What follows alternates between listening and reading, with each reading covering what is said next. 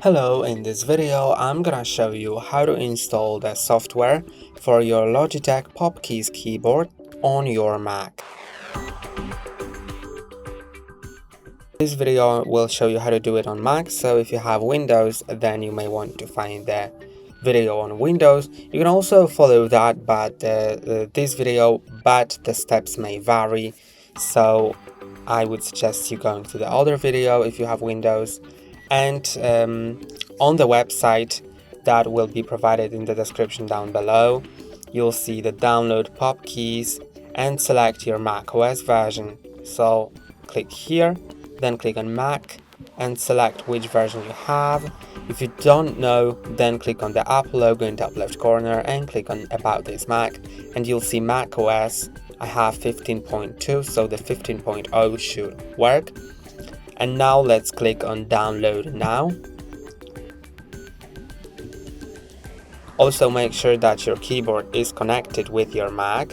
If you don't know how to do it, there is a video on our channel on how to connect it with Mac or with Windows, with iOS or with Android phones, so you can find your own. Then go to the Downloads folder, so I'm gonna go to Finder, then Downloads, and double click on this zip file and it will automatically unzip it. I'm gonna then double click on the installer, click on Open. Now enter my password and click on OK. Then click on Install Options Plus.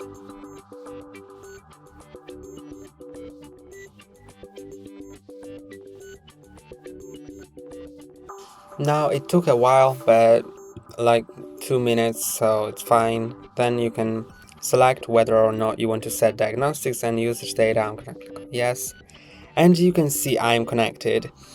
Also, in the meantime, it may ask you if you're setting this up for the first time, then it'll ask you for some permissions, so you'll just need to click on allow, or sometimes it'll get you to the settings app, and in the settings app you'll need to approve them, then provide your Touch ID or password.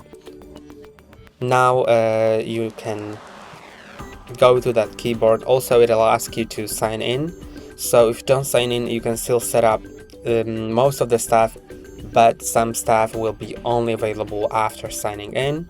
So I'm gonna just skip the meet part, and here you can see I can customize the emojis, for example. I can also customize these buttons right here. I can go to the easy switch to see which devices are connected. I have only one device now, but that's how it works. Then you can go to the settings and customize other settings.